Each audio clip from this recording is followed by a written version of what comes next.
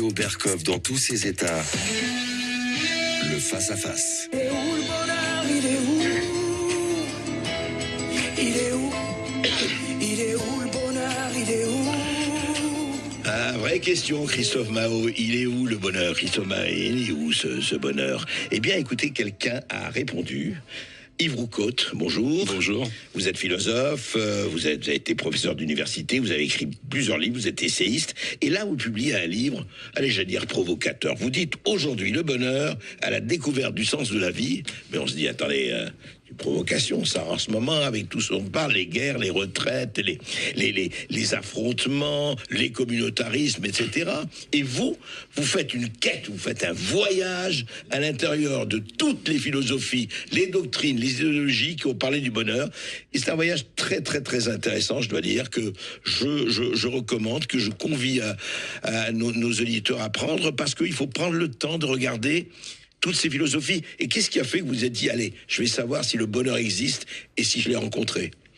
Oui, je pense que c'est une vieille quête. Et d'ailleurs, la réponse à la question, puisqu'au fond, à l'arrivée, ce livre se présente comme les carnets de voyage d'un vagabond que je rencontre à New York, près d'une fontaine. Ouais. Et là, à l'époque, je lis Voltaire, donc voilà, je crois pas en grand-chose, je suis assez sceptique. Mmh. Et puis, le vagabond, il arrive avec sa besace, et il s'assoit auprès de moi, il a sa canne, il appuie sur sa canne, et puis il s'assoit près de moi, et il me propose du miel de la vallée du miel. Alors, exactement ce que vous venez de dire. Attendez, ça va, quoi.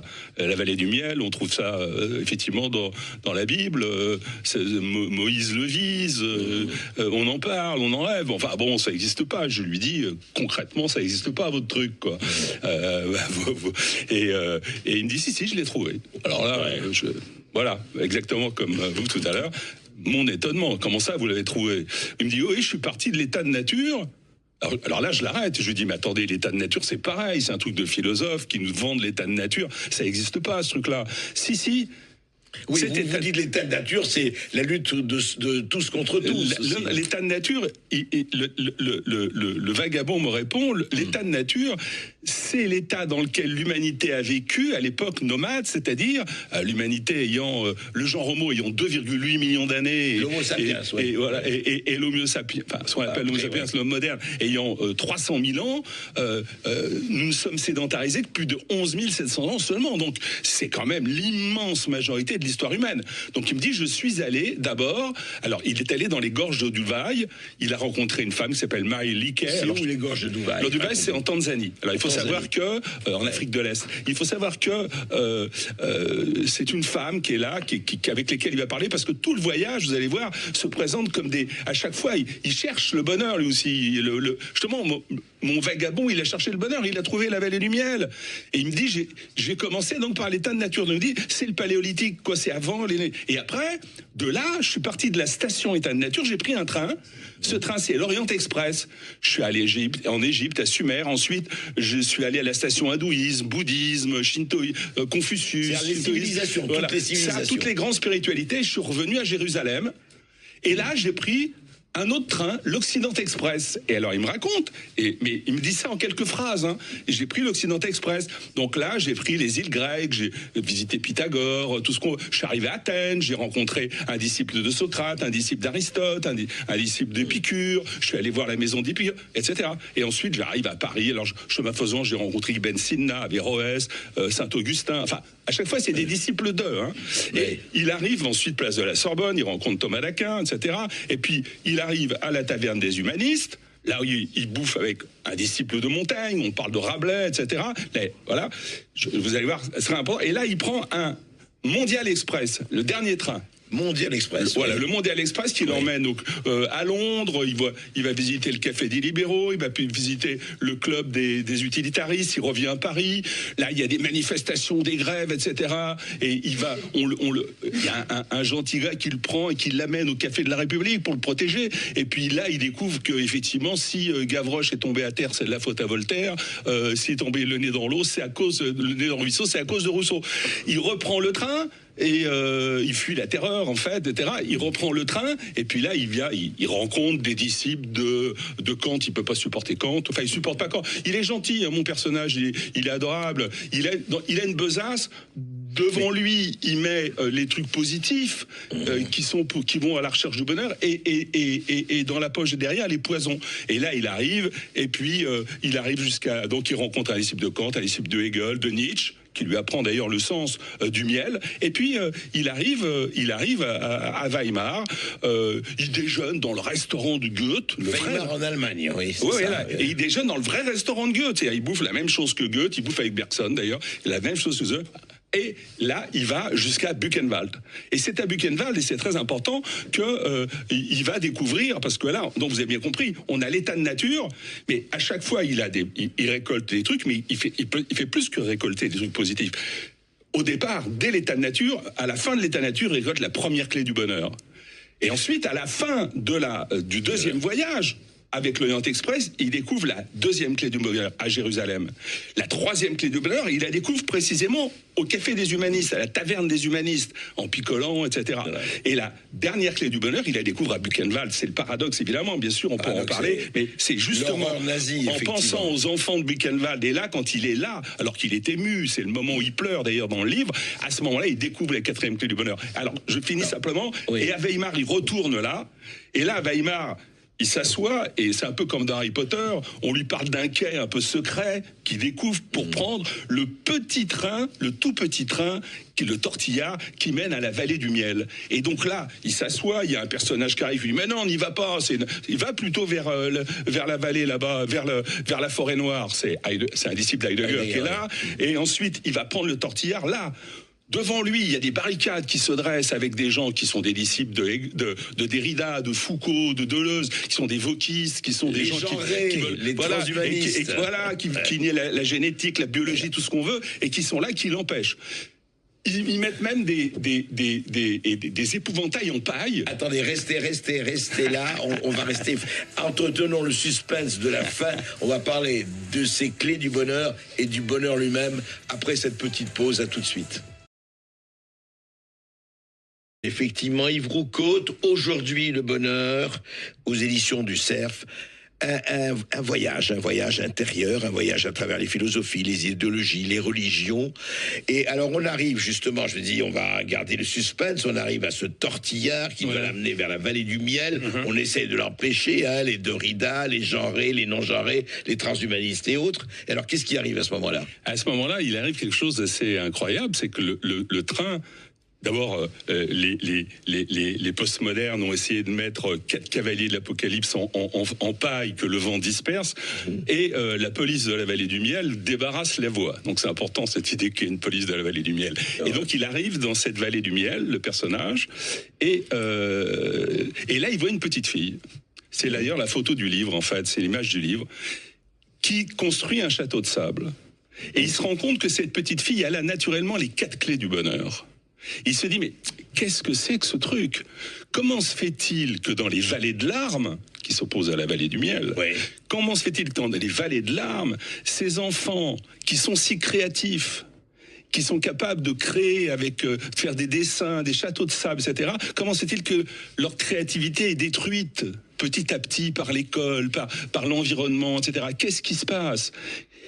Et alors, il va monter, je ne veux pas tout dévoiler, il va monter jusqu'aux sources de la vallée du miel. Il va découvrir l'école de la créativité. Par exemple, l'école de la créativité, c'est sur le modèle de l'école Ad Astra, justement, de Musk, d'Elon Musk. C'est la même école, en fait. Donc il découvre cette école de la créativité. Il découvre l'intelligence artificielle. Par exemple, il découvre un arc de triomphe, une sorte d'arc de triomphe, oui, et en dessous, au lieu d'avoir le soldat inconnu, c'est la créatrice et le créateur inconnu, etc., etc.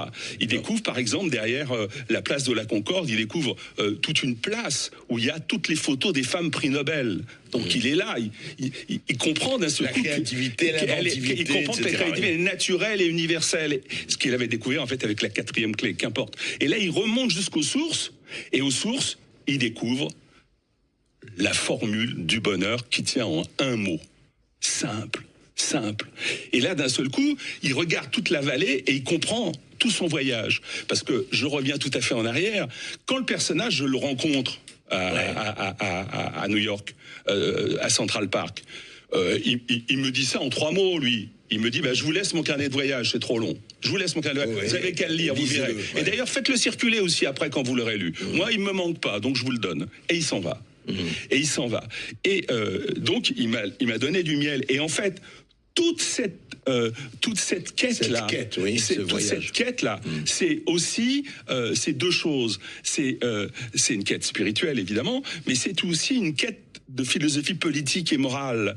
C'est ça que on peut le lire à différents niveaux. D'abord, il y a une route du miel. Il y a une route du miel. Par exemple, le premier miel qui est offert par Marie Liquet à la station État de Nature, c'est un miel de jujubier. C'est le même miel qu'on trouve dans la Torah et qu'on trouve dans le Nouveau Testament. Mais le miel primaire. Et à chaque étape, on lui donne du miel. Et à chaque étape, c'est du miel différent qui a un sens différent. Par exemple, quand il quitte l'État de Nature, Marie Liquet lui donne un autre miel. C'est un miel blanc. Ce miel blanc qui est fait par des fleurs qui ressemblent un peu aux marguerites, qui symbolise le renouveau. Or, il va arriver, effectivement, à Sumer, où c'est la fin de l'époque nomade, c'est le renouveau, puisque c'est les sédentarisations. Bref, et il y a plein de secrets dans le livre. Il faut savoir que je me suis amusé 3 ans et demi, j'ai écrit quand même, en passant mes nuits et mes jours là-dessus. Comme tu le sais, très peu, j'ai quasiment pas pris de vacances pendant ces... Et heureusement, j'en suis sorti pour le coup, même si je l'ai écrit avec bonheur. Et même si je l'ai écrit avec beaucoup de bonheur. Un long voyage. Mais Yves Roucaute, moi j'ai une question à vous poser, justement. Ça en un mot, ça tient en un mot là. Alors c'est quoi ce mot? Voilà, ça c'est le mot, ça veut dire créer. Et il faut comprendre une chose, c'est que... c'est le maître mot. C'est le mot de la... Créer. Vous êtes cuisinier, vous êtes une femme qui a enfanté un enfant, vous êtes en train d'écrire un article, vous êtes en train d'écrire un livre, vous êtes un enfant qui crée un château de sable, etc. Créer. Quel que soit, il n'y a pas de, si vous voulez, Marie Curie est une formidable créatrice, le chirurgien est un formidable créateur aussi. Il n'y a pas des hiérarchies. Oui, le menuisier qui fait un trim très belle table. C'est un créateur. Et il est heureux s'il fait son œuvre, on le sent d'ailleurs. Il a à ce moment-là un vrai bonheur. Je distingue dans le livre la joie, le plaisir, la félicité, du bonheur. Mais si vous voulez, c'est pas un truc compliqué. C'est à chaque fois le lecteur, il découvre en fait à chaque fois quelque chose de nouveau. Il se dit mais c'est évident. C'est-à-dire qu'à l'arrivée, on se dit mais c'est évident. Pourquoi? Parce qu'en fait, le bonheur, c'est réaliser sa propre nature. Or, qu'est-ce que c'est la nature humaine? Et ça, Trump l'a compris. Et ça, c'est marrant d'ailleurs. Malheureusement, j'ai envie de dire pour nous quelque part, qu'est-ce qu'ils ont dit? Qu'est-ce qu'a dit la sénatrice de Nebraska? Elle a dit le droit au bonheur. Il faut libérer la créativité. Il faut arrêter les réglementations. Il faut arrêter tous ces trucs qui, au nom de la nature, de la planète, etc. Il faut tout casser pour libérer la créativité. 500 milliards de dollars dans l'intelligence artificielle c'est pas l'État qui va le donner. Non, c'est pas parce que l'État il donne rien. L'État il prend aux uns pour donner aux autres. Mais c'est 3 grandes sociétés privées qui sont mises ensemble et d'autres partenaires pour mettre en place 50 000 mètres carrés déjà de data center. C'est un truc monstrueux. C'est libérer la créativité. Oui, pourquoi est-ce qu'il dit ça, Trump? Pourquoi est-ce que parce que libérer la créativité, c'est aussi libérer la puissance des nations. Parce que la créativité, c'est l'origine de la puissance. C'est l'innovation, l'origine de la puissance. Qui est le propre... En fait, c'est la créativité qui est le propre de l'homme. Mais bien entendu, c'est ce que je démontre dans le livre. Attention, moi, dans le livre, tout est démontré. C'est pas un truc de théologien. Tout est démontré. C'est-à-dire... On va en parler juste, Yves Roucaute, parce que je voudrais qu'on reparle du bonheur, justement, du bonheur de la créativité. Simplement sur la nature. Je voudrais simplement dire que le bonheur, c'est réaliser sa propre nature. Or, ce que je démontre dans le livre, c'est que notre nature, elle est créatrice. Nous sommes les seuls êtres vivants à transformer le monde, à transformer nos relations en créant des civilisations, les relations entre les hommes. Et nous sommes le seul même à pouvoir même transformer notre propre nature corporelle au point même d'aller combattre les maladies génétiques en allant jusqu'aux gènes. Nous sommes des êtres créatifs. Et donc, être heureux, c'est pour ça qu'on est si heureux quand on crée quelque chose. On est là, on est. Et c'est pour ça que l'enfant, je parlais de cette petite fille que je rencontre, il y a ses parents qui la regardent, elle crée son château de sable, et les parents, ils l'applaudissent, et ils lui disent bravo. Et la fille, elle est émerveillée, elle est heureuse, parce qu'elle a créé, et vous avez créé connaissance. votre livre, et je sais que ça vous a pris 3 ans et demi, mais voilà, création. On en parle tout de suite après cette petite pause. Sud Radio Berkoff dans tous ses états, midi 14h. André Berkoff. Et n'oubliez pas, chers auditeurs, que vous pouvez réagir vous aussi au 0826 300 300. Posez vos questions si vous le souhaitez à l'invité d'André Berkoff. Aujourd'hui, Yves Roucaute, philosophe et auteur de Aujourd'hui le bonheur aux éditions du Cerf. Alors justement, on a parlé à Yves Roucaute de la créativité, de l'esprit créatif, etc. Mais si on était un esprit quand même, justement, non pas l'esprit qui nie, mais on dirait, écoutez, c'est très bien tout cela. D'ailleurs, c'est passionnant ce que vous racontez par rapport à tous les cafés, les tavernes, les bistrots. D'ailleurs, j'ai marqué vos goûts assez prononcés à la fois pour la cuisine et pour la boisson, mais c'est une bonne chose. Et puis vous parlez de tous ces philosophes, de tout cela. Mais au fond, vous pourrez vous dire, oui, mais attendez, est-ce que votre bonheur, est-ce que cette créativité n'est pas réservée à certains? Est-ce que tout le monde peut être créatif? Parce qu'on vous dit, oui, c'est très bien tout ça, mais nous, on est obligé de gagner notre vie, on a les familles, on est obligé de s'occuper de nos parents, de nos grands-parents, ou de nos enfants, etc. Et vous me parlez du bonheur comme ça, mais est-ce que c'est pas abstrait tout ça, si on n'a pas le temps de s'adonner à la créativité et à cela? Oui, non, mais c'est une vraie question totalement légitime et à laquelle d'ailleurs je réponds, je crois, de manière assez claire, justement.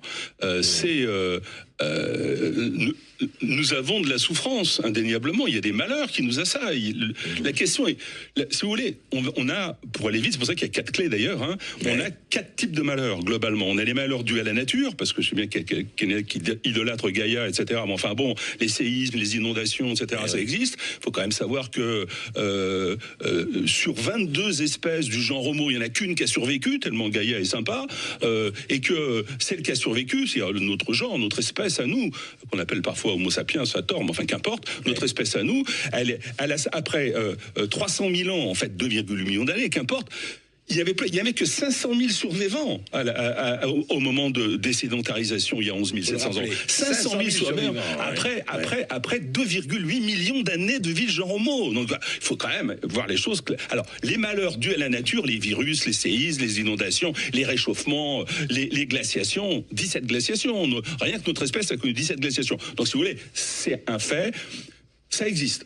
La deuxième chose, c'est que, comme si ça suffisait pas, les humains, ils ajoutent là-dessus des malheurs dus à leurs relations entre eux. C'est-à-dire le crime, la guerre, le totalitarisme, etc., qui a été inventé d'ailleurs au néolithique. Donc, ça suffit pas, on rajoute ça.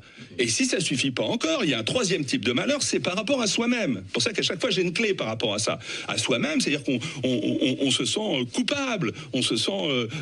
il y a la haine de soi, qui est développé notamment par tous ces prophètes de malheur qui sont là, qui nous disent ouais mais vous êtes coupable, votre croissance, ce que vous avez fait, etc. Donc vous êtes coupable d'être voilà, vous êtes coupable du passé, du présent et votre avenir il est terrible. Bref, sinon il faut vous douter. Bref. Et puis il y a une 4e clé, non, il y a une 3e clé par rapport à ça. Et puis il y a un 4e problème évidemment qui est le problème des problèmes, c'est que on fait croire aux gens que par nature nous sommes condamnés, par nature nous sommes damnés, nous serions condamnés au malheur. Encore une fois, le malheur ça existe. Moi, ce que je démontre par rapport à la 4e, donc il y a une 4e clé par rapport à ça, ce que démontre la petite fille justement dont je parle, c'est que nous sommes tous nés créateurs, parce que nous sommes tous des êtres créatifs. Il suffit de regarder les gamins empiler des jouets ou on voit bien qu'il y a de l'imagination créatrice chez l'être humain. Le problème réel, c'est pas qu'il y a du malheur, il y en a. C'est comment faire en sorte que dans ces malheurs-là, d'abord, il y en ait de moins en moins. Par rapport à la nature, c'est les sciences. Le combat. Voilà, par rapport à la nature, la première clé, c'est dominer la nature et assujettir ce qui se trouve, ce qui est d'ailleurs, entre parenthèses, aussi biblique, mais ce qui est le bon sens. Voilà, il faut essayer, par rapport à la nature, construire des digues contre les inondations, se protéger du froid, etc. Enfin, voilà. dominer la nature et assujettissez ce qui s'y trouve, c'est la première clé. Par rapport aux autres, il est évident que essayer d'aller vers la paix, vers l'amour de l'autre, vers l'amour d'autrui pour essayer de régler, c'est à la grande, ce qui se dit dans toutes les spiritualités. La troisième clé, c'est évident, mais vous voyez que tout ça, c'est des combats, c'est des armes. La troisième clé, c'est évidemment aimer le moi. C'est ce qu'on découvre à la taverne. S'aimer soi-même. S'aimer soi-même, bien sûr. D'abord, comment pourrait-on aimer les autres si on s'aime pas soi-même? On dit aimer les autres comme soi-même, d'accord, mais si on se déteste, comment on peut aimer les autres? Donc aimer soi-même, ça veut dire aimer son moi avec son corps, ce que mon personnage découvre avec Rabelais, avec Montaigne, j'écris beaucoup sur Montaigne par ailleurs, etc. Et puis la quatrième clé, c'est célébrer cette nature créatrice, parce que j'insiste là-dessus. C'est aussi un livre de philosophie globale, c'est une vision du monde que je propose, c'est pas simplement un truc comme ça. La créativité, c'est une clé morale aussi, parce que je pensais à la Shoah, je pense à ce que le Hamas a fait en Israël, je pense aux terroristes en France, au Bataclan, etc. On le voit bien, l'énergie, c'est là que Nietzsche se trompe, et Bergson aussi, l'énergie, elle peut être destructrice. Pour que la liberté soit pas destructrice, il faut orienter la liberté. Effectivement, c'est un peu l'histoire enfin bref, je pense à un roman là. Et il faut orienter la liberté. Il faut orienter la liberté vers la créativité, Pas pour la limiter. Mais dès qu'on limite la liberté créatrice, on va contre la nature humaine. Ce que je démontre, c'est que les temps contemporains, j'appelle ça la révolution des temps contemporains, c'est précisément la destruction de tous ces digues qu'on met à la créativité. On s'en rend pas compte, mais c'est la fin du travail, par exemple, avec la robotique. Alors on va me dire, c'est la fin du rapport, on va plus rien faire, mais c'est le contraire. C'est ce qu'Aristote démontre de manière géniale. Et lui, là, c'est le premier qui a eu le pressentiment qu'un jour on supprimerait le travail, parce qu'il disait, et Marx n'a jamais rien compris à ça, d'ailleurs les libéraux non plus, enfin en tout cas Adam Smith là-dessus, c'est pas le travail qui a l'origine de la richesse, c'est l'innovation. J'insiste là-dessus parce que on va pas cesser d'avoir des activités. L'activité, c'est pas le travail. Moi, par exemple, quand je écris ce livre, j'ai pas le sentiment de travailler, mais je suis hyper actif au point où je dors quasiment plus, j'en rêve la nuit et tout. Le peintre, il est hyper actif. Le cuisinier qui est en train de faire sa bouffe, il est actif, il est créatif. On va supprimer les travaux pénibles, le côté douleur du travail. D'ailleurs, l'intelligence artificielle va supprimer des millions de postes qui étaient des postes d'exécutants. Exactement. Et pas de mais bien sûr, créateurs. la grande erreur de Marx, et c'est pour ça que les marxistes, ils comprennent rien au film actuel, parce que Marx, je le rencontre Marx aussi. Et Marx s'est trompé parce qu'il croit que c'est la force de travail et l'exploitation de la force de travail qui fait la richesse des nations. Il ne comprend pas ce qu'Aristote comprenait déjà, c'est qu'en fait, le moyen de travail, ça peut être une machine, ça peut être un humain, ça peut être un animal, malheureusement, un humain aussi. Et donc, cela est interchangeable. Ce sont des moyens. Ces moyens-là, si on peut supprimer l'ouvrier sur sa chaîne et dire à l'ouvrier, eh bien écoute maintenant, va créer, fais ton truc et développer la créativité. Moi, ce que je dis, c'est que devient agriculteur, voilà, c'est ça les temps contemporains, c'est ça, c'est la liberté. Ce que Nietzsche comprend pas bien, parce que Nietzsche c'est le premier qui fait comprendre le sens du miel. Parce que lui-même se présente comme... Il a fait des bonnes choses, Nietzsche, quand même. Oui, il se présente comme l'adorateur du miel et celui qui s'offre lui-même comme miel. C'est assez drôle, d'ailleurs. Ouais. Mais en fait, il fait ça pour faire ce qu'il appelle le surhomme. Mais non, il se trompe. Parce qu'il pense que la créativité, c'est seulement une élite. Mais non, nous sommes tous créatifs. Et le grand problème, c'est pour ça qu'il faut une révolution dans ce pays. Le grand problème, c'est que cette créativité native que tous les enfants ont, nous la détruisons, nous l'endiguons, nous la freinons. Regardez ce qui s'est passé par rapport aux femmes, ce qui se passe par rapport socialement, par rapport aux ouvriers, mais ce qui se passe aussi dans nos têtes, où on essaye de nous expliquer que, attention, regarde, la Commission européenne qui veut limiter l'intelligence artificielle, mais enfin, c'est du délire. La Commission européenne, elle a mis 1 milliard de dollars, l'équivalent d'1 milliard de dollars, 10 milliards sur 10 ans dans l'intelligence artificielle. Les États-Unis mettent 400 milliards, 500 milliards. Il faut arrêter. il faut libérer, il faut arrêter de limiter. En biotechnologie, la France est passée à la 13e, 14e place. C'est pas normal. Il faut libérer ça. Il faut arrêter de charger les entreprises, de charger les individus avec un système éducatif qui est fait pour effectivement produire des travailleurs. Mais moi, je veux un système éducatif qui produit des êtres créatifs. Il faut arrêter aussi les normes. Mais bien sûr, les normes, ça ne veut pas dire qu'on va être dans l'anarchie, ça veut simplement dire qu'on va endiguer tous ces flux pour qu'ils ne soient pas des flux de mort, de destruction. Ça, c'est très important, donc il faut des règles, des lois très fortes. Il faut aussi des savants, des gens qui montrent qui se montrent comme modèle pour entraîner tous ces enfants vers la créativité contre la destruction. Donc il faut des règles. Mais après, dans ce cadre-là, il faut libérer l'imagination.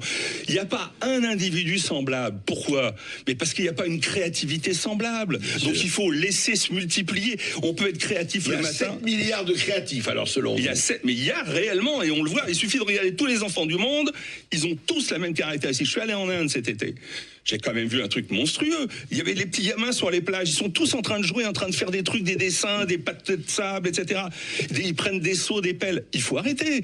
La créativité, il suffit de regarder nos enfants. La créativité, elle est là. Elle est originaire. Donc il faut la développer, il faut la libérer. Il faut casser ce système qui empêche de libérer. Moi, je veux dire, certains disent je suis un peu anard, etc. Je suis pas anard. Je suis du côté de la créativité des gens. Et je sais que tous les êtres sont créatifs. Tous les êtres sont respectables dans leur créativité. Et quand j'ai des terroristes en face de moi, je sais ce qui les motive. C'est pour ça que le voyage, il dure. Le quatrième train, il est obligatoire parce que avec Rabelais, etc., je célèbre le moi. C'est génial, le moi, aimer, s'aimer moi. Oui, mais je découvre que dans le moi, il y a aussi des pulsions morbides, des pulsions de mort. Donc je ne peux pas célébrer le moi dans sa totalité. Pas 50 milliards de Chinois et moi. Exactement, oui, avec les moi en même temps. Et donc on ne peut pas célébrer le moi. Il faut célébrer le je. Le je, alors là, si vous voulez, on peut en parler, c'est très philosophique. Le je, l'ego. L'ego, lui, il regarde ce moi et il est capable, dans ce moi, parce qu'il est liberté, pure liberté, énergie libre, il est capable de mettre ce moi en conformité avec la nature humaine. C'est-à-dire de dire, là, non, ces pulsions morbides, on les arrête. Et moi, je suis toujours étonné de voir que dans un État, on ne comprend pas qu'il faut arrêter les pulsions morbides. Toute l'école, la police, la justice, tout ça, et les enfants, les parents, devraient être orientés vers la créativité humaine. Je finis là-dessus. Ce que Marx ne comprend pas, c'est que la vraie richesse des nations, c'est Schumpeter qui l'a dit de manière très très bien, même si après il a un côté un peu trop dogmatique parce qu'il pense qu'il y a des cycles. Mais la vraie richesse des nations, c'est l'innovation. C'est pour ça que Trump, il dit... On va arrêter. Les gens, ils comprennent rien, Trump. Trump, il est en pleine offensive de l'Amérique. Il n'est pas du tout isolationniste. Il est en pleine offensive. Le problème pour nous, Français, Européens, pourquoi nous ne partons pas à l'offensive aussi ? Voilà, c'est ça la question. Pourquoi nous ne libérons pas la créativité ? On ne va pas gagner en imposant, en empêchant la créativité de venir. J'ai une expression, je finis là-dessus simplement, j'ai une expression qui dit « créateurs de tous les pays, unissez-vous ». Voilà, c'est ça la force. Voilà le Karl Marx de l'innovation, c'est Yves Roucaute. On va continuer à en parler après cette petite pause. À tout de suite. Sud Radio Berkoff dans tous ses états, midi 14h. André Berkoff. Le bonheur. Oui, on reconnaît le bruit du bonheur. C'est un très beau livre d'Isabelle de Tapie. Le bonheur, c'est le bruit. On reconnaît le bonheur au bruit qu'il fait quand il s'en va. C'est aussi joli. Yves Roucaute, donc, ce livre sur le bonheur. Aujourd'hui, le bonheur à la découverte du sens de la vie, aux éditions du Cercle. Et nous avons, je crois, Philippe Decamp, c'est ça? Bonjour Philippe. Bonjour André, bonjour M. Roucaute. Bonjour. Je dois apporter un petit témoignage. J'ai commencé ma carrière dans l'industrie. Alors il y avait une fédération. On faisait pas à l'époque que 35 heures, on faisait plus, 42, 43. Mais il y avait une fédération, il y avait un enthousiasme, un soutien auprès des travailleurs qui faisait qu'on avait eu égard un petit peu de contraintes. Plaisir, parce qu'on savait qu'on pouvait s'entraider. On allait au travail avec un esprit pour fédérer les forces et les esprits. On ne l'a plus. On a maintenant du reporting avec beaucoup de gens qui travaillent dans d'autres domaines, les domaines notamment bureaucratiques et autres. Et moi, je ferai aussi à l'impasse sur notre propre président Macron. Dans quel cas, lui, nous donne de l'enthousiasme, si ce n'est qu'il se permet de dire à quelqu'un de traverser la rue pour trouver du travail, un boulot. Lui, je lui propose de repasser dans le sens inverse. Il cherche des voituriers, mais juste en face. Il pourrait le faire. Maintenant, j'ai une question pour votre invité. Quid de la thèse du nihilisme développée par Emmanuel Todd dans notre société, je dirais nos sociétés. Alors, la question du nihilisme, oui, Yves Roucaute. Oui, donc, donc cette idée-là est une idée fausse en réalité. Pourquoi ? Parce que je vais vous citer une formule de Voltaire qui d'ailleurs commence pratiquement mon livre et vous allez comprendre pourquoi c'est une idée fausse. Il dit « Nous cherchons tous le bonheur, mais sans savoir où. Comme des ivrognes qui cherchent leur maison, sachant confusément qu'ils en ont une. » Et je trouve ça formidable parce que, évidemment, moi j'ai trouvé la maison, donc je suis très content maintenant, j'ai trouvé la maison et je l'ai cherchée longtemps. Je pense que nous cherchons tous la maison. L'idée du nihilisme, dans lequel on croirait en rien, où on serait sans valeur, je crois que c'est une idée fausse. La vérité, c'est que nous cherchons tous notre accomplissement. Simplement, on ne sait pas où, parce que déjà, les prophètes de malheur, parce que déjà l'idéologie, parce que l'idolâtrie du marché, l'idolâtrie de la science, l'idolâtrie de l'État, l'idolâtrie de la planète, toutes ces idolâtries-là, nous empêchent de voir ce que mon personnage, là, quand il arrive en haut à la source, il entend boire de l'eau de la source, il entend d'ailleurs une petite musique sympa, et bref, et d'un seul coup, il se rend compte que la lumière était à ses pieds. Mais en fait, il y avait tellement de brume qu'il ne pouvait pas voir cette lumière. Crée, c'est à ses pieds, en fait. C'est à nos pieds, à nous. Et les valeurs, notre valeur qui consiste à nous réaliser nous-mêmes, qui est notre tentation, qui est notre envie de nous réaliser, puisque c'est ça le bonheur. Attention, c'est pas le plaisir seulement. C'est beaucoup plus fort, le bonheur. On peut avoir du plaisir en prenant un verre de vin. C'est pas forcément le bonheur. Ça peut être lié au bonheur, bien entendu. Ouais. Moi, j'adore ça. Donc, je suis comme toi. J'aime bien. Mais c'est pas le bonheur, c'est du plaisir. Le bonheur, par exemple, pourquoi est-ce que je dis ça ? Quand j'arrive à Buchenwald, d'ailleurs je me suis fait, là cet hiver je suis allé à Auschwitz, quand j'arrive à Buchenwald, j'ai d'un seul coup une lumière.